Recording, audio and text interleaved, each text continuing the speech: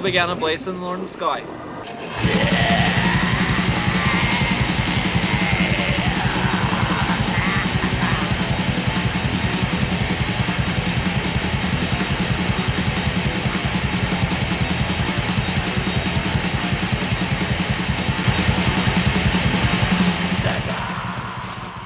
Then we came to the planning and the beginning of a blaze in the northern sky.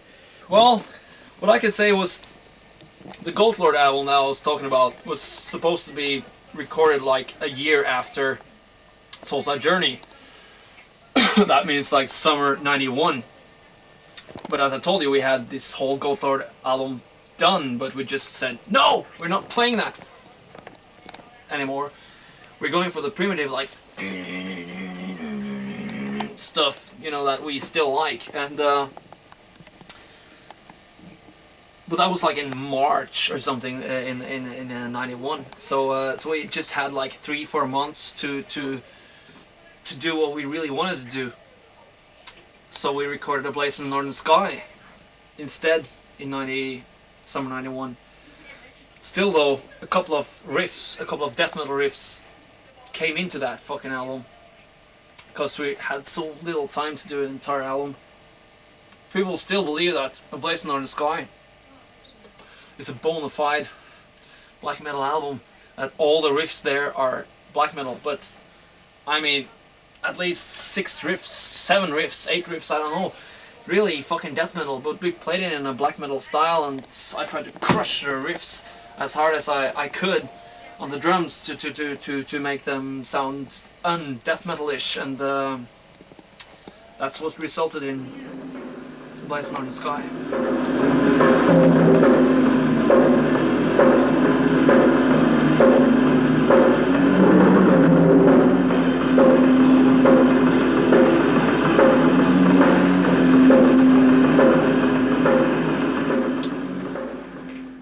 Well then, we lost a band member from rehearsing and finishing Goat Lord till the recording of A Blaze in the Northern Sky, and that was Doug Nilsson, because he was really into the technical death metal we played at the time of Soulside Journey and Goat Lord. But then we tried to reason and say, like, no, we don't want to do this 14 part / 16 beats stuff anymore.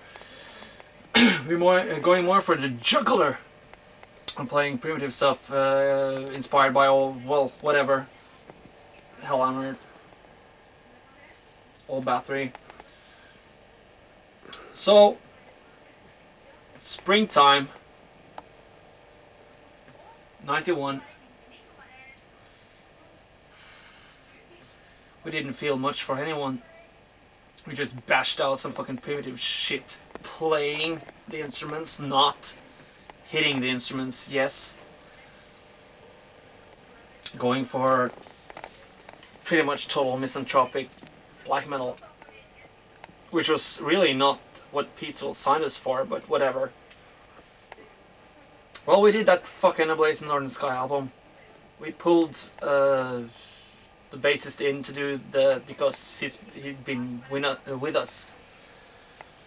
He'd been with us playing bass for the more primitive songs as well. So, well, he could do the, what do you call it, the session bass for that album. He wanted to do it on this flashy motherfucking rack he had. We just put him up with some sort of fucking whatever small PV stash with fuzz on it. We got to play that. Pretty intense. We just used the local studio, the studio that Mayhem used for the Death Crush album. Same studio, pretty cool technician we had, and we just bashed it out. That became the more or less brutal, total black metal shit that became A Blaze in the Northern Sky. After that, well, we had to send the fucking tape to Peaceville, and Peaceville said, gave me a call and said, "What the fuck is this?" And I said, "This is fucking black metal, man." And they were like, "We signed you up as a fucking death metal band. What the fuck are you doing here?" And we got tired of that shit. Look around you. Look what death metal has become. It's like nothing. It's like people in colored clothing talking about political PC stuff, you know? For me, death metal, and for us, death metal was always about something extreme, and now it's like, hey, voting or whatever. So, Basil said, "We have to remix this motherfucker." And I was going like, "Why do you have to remix it?" And they said like, "Well, this doesn't sound like anything. Like, this is just, this sound is too weak." And I'm going like back like, this is what black metal should sound like.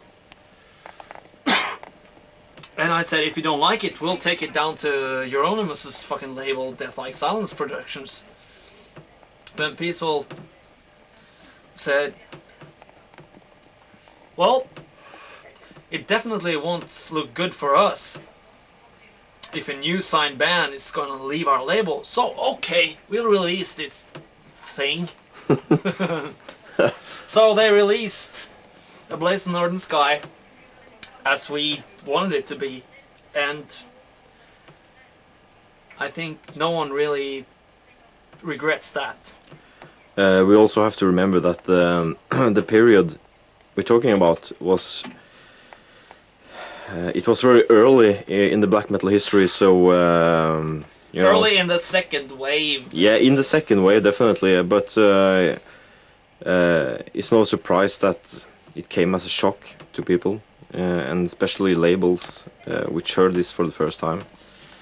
Strange, you know? Yeah, I guess. But with Peaceful, luckily we had a pretty fucking great distribution, so the album just had like a black and white cover, which was like heinous at the time. I mean, everyone wanted like colory painted, you know, wimp stuff on the album covers, or some gore stuff or whatever. We went for a slightly grimmer approach, to say the least. And I guess in hindsight you could say that people noticed that. But nowadays a lot of people say that, oh, that's a fucking classic album, but then, I don't know. I think it was ambivalence surrounding that album, A Blaze in Northern Sky. Anyway, we had no time to look back. When we recorded The Blaze in Northern Sky album, and that was done, settled, it's going to be released on Peaceville, okay, we just moved straight on to Under Funeral Moon. And this time, we had all the time we needed. 1 fucking year to do only black metal.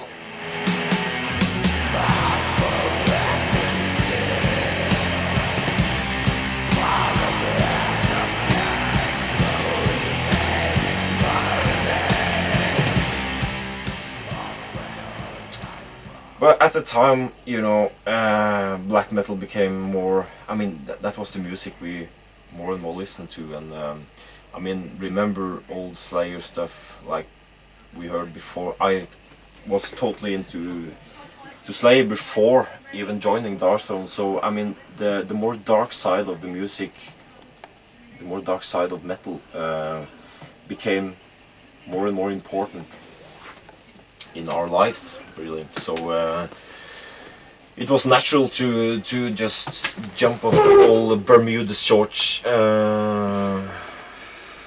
filthy death metal bag and start playing what really meant something to us.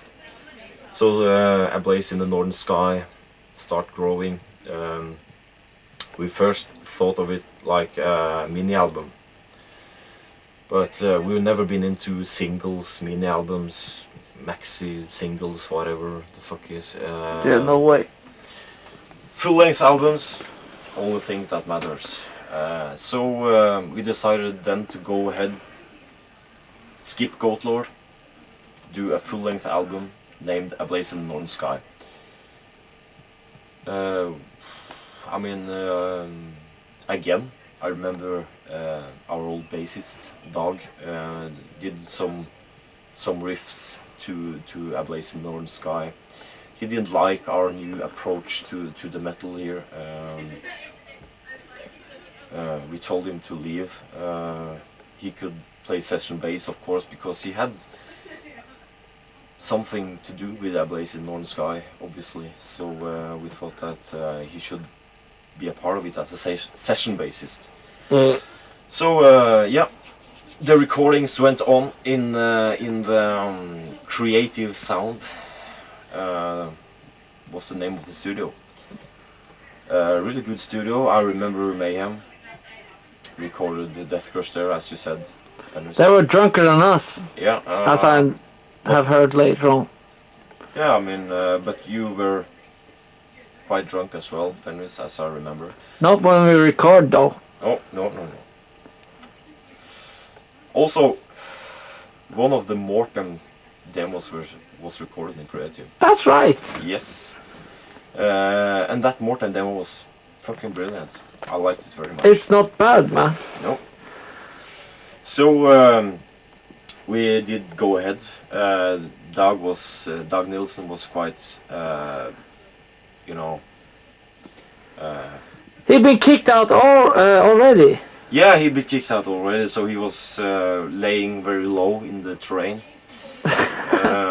But we did go on with the recordings, and I also remember the rehearsals to A Blaze in Northern Sky was very good experience. Yeah. Again, I felt at that time that we were being very alone. I did know about Mayhem and morthen, but you know, the metal scene in Norway was very small, very limited. This was like the summer of '91. I think morthen was changed the name to Arcturus and did some other stuff then.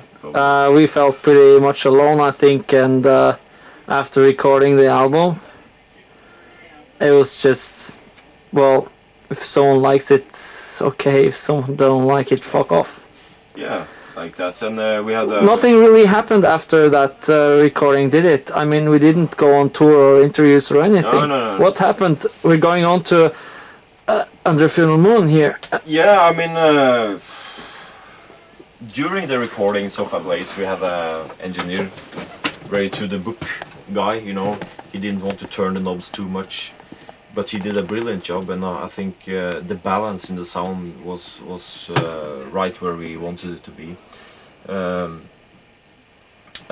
Nothing happened, you know. Dag Nilsson gone for good.